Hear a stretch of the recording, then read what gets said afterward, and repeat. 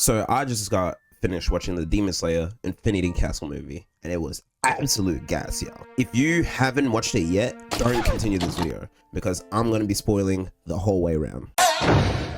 This continues directly from the ending of the Hashira arc, with the Hashira, Tanjiro, Zenitsu, Inosuke, and the corpse being trapped into Muzan's Infinity Castle. Dog, when I tell you that the design of the Infinity Castle is amazing, with the revolving doors, the interconnected layers, and the beautiful uses of the colors of yellow, black, and orange. I know that this isn't the first time that we've seen this place before, as noted with the meeting in which Muzan kills off all the lower moons after Rui's death in season 1, and when he summons the rest of the upper moons in season 2 when Ducky and Gyutaro were done with. But this time around, we get to explore more of it through these characters and feel as if we're starting to live in it, as opposed to merely just seeing glimpses of it here and there. The main moments of this arc were the fights of Shinobu vs Doma, Zenitsu vs Kaigaku, and Tanjiro and Giyu vs Akaza. In Shinobu's case, she confronted Doma wanting all the smoke.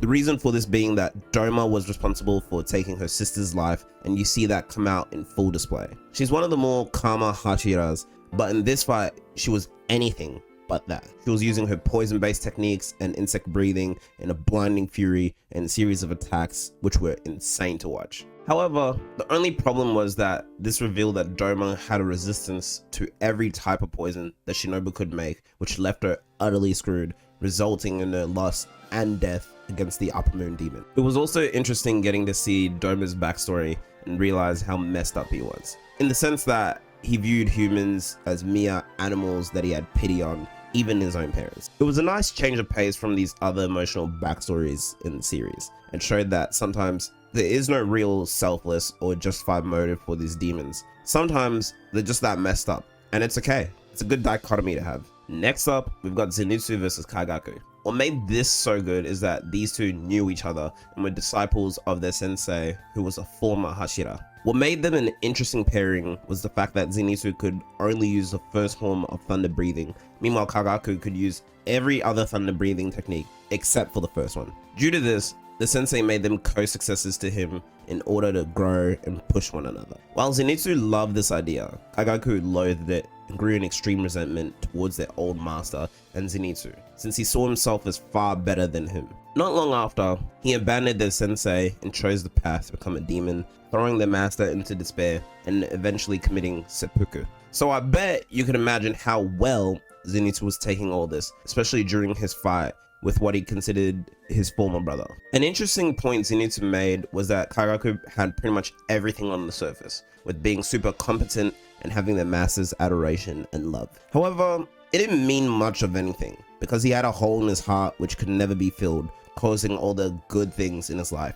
to slip away. Before, during, and even after the fight, Zenitsu gains a certain aura which does away with his goofiness. Don't get me wrong, I like when characters can be goofy. Luffy is a good example of that. But with Zenitsu, for a good amount of the series, from the time he's introduced till a couple seasons later, his personality would consist of him being a massive wimp and screaming all the time, as if having an inside voice was not a concept to him. Only time he would be tolerable was when he was unconscious and dealt with business. Thankfully, he's progressed to a point where I actually like him a lot more now. This all culminates when Zenitsu creates a new form of thunder breathing, the legendary 7th form. This not only gave him another form to use, but also shows how much he has grown over the past couple of seasons. Dog, the scene with him talking to his master, apologizing profusely, only to have his sensei tell him that he wasn't a burden, but was his pride and joy, hit me deep in the heart. Mind you, I finished the manga from after season 2 onwards, and despite knowing these events would take place, it hits different with this level of animation and music as well. Legit, I almost teared up watching this scene, and I loved it even more for that. Lastly, let's talk about the highly anticipated rematch, Tanjiro and Giyu versus Akaza. There's not only so much at stake here, but history as well. Akaza is a top 3 Upper Moon demon, and he's shown to be devastating and terrifying from the way he murked Rengoku in the Mugen Train arc. Initially, it starts off with Tanjiro wanting to get revenge, but Akaza was mopping the floor with both him and Giyu. It's the definition of, you're good, but he's just better than you. The contrasting colors of red and blue, the way the camera itself rotated to catch multiple angles, and all the techniques used were absolute fire, resulting in pure eyegasm of a spectacle. Eventually, Tanjiro learns that the reason Akaza can counter all attacks, even in his blind spot, was due to his ability to detect killing intent and fighting spirit, which is a hard thing to shake off. Even in his flashback with Inosuke, he mentions that even if you did manage to do it, your attack would become more half-hearted, resulting in a weaker blow. Then Tanjiro managed to unlock the transparent world that his dad was talking about, and was able to gain a different type of perception to counter Akaza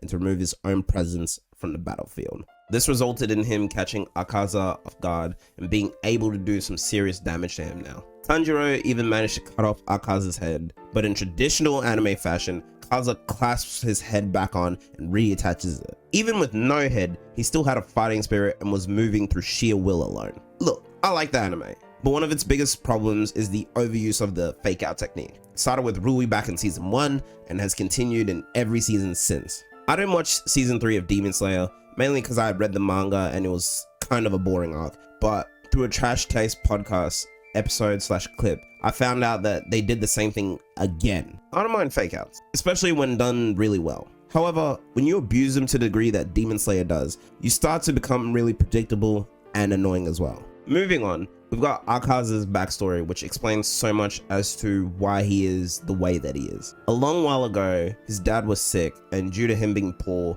he resulted in stealing medicine for his father's sake. This resulted in a bunch of lashings and markings, which become apparent on his demon form. Soon after, his father took his own life due to the shame and guilt after discovering what his son had done. Of course, this tears Akaza to pieces with nothing to live for. Eventually, he meets Keizo, who teaches him martial arts, Soryu style to be specific. Keizo also introduces him to his daughter, Koyuki, who was ill like his father. Through his time spent with these two, he eventually fills that void in his heart and begins to find meaning and belonging in his life. He even becomes engaged to Koyuki. Unfortunately, this love and joy is short-lived, as one day after visiting his father's grave, he comes back to the dojo only to find both his future father-in-law and fiancé dead. This was due to the fact that the water in their well had been poisoned by the rival dojo, since they could not defeat Akaza and were jealous of that group. Now, with having his loved ones snatched from him again, he understandably goes into a blind rage and massacres the rival dojo,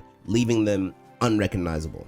This also transitions into how he meets Muzan and his transformation into a demon. You can even see this battle inside his head when he's picking between Koyuki, which represented surrender, peace, and love, and choosing Muzan, who represented power, rage, and a relentless ambition. After some time, he eventually chooses surrender and ends himself with a series of blows, realizing that the fight had been over the moment Tanjiro got the better of him with the transparent world technique. To be honest, I didn't think that they would be able to fit this much into one movie, but now I'm hella excited and anticipating the next set of movies and how they will follow this one. Because even though I read the manga, that was a few years ago, and the experience will definitely not be the same. Let me know how y'all felt about this, and this is Black Sugar Lovin', out.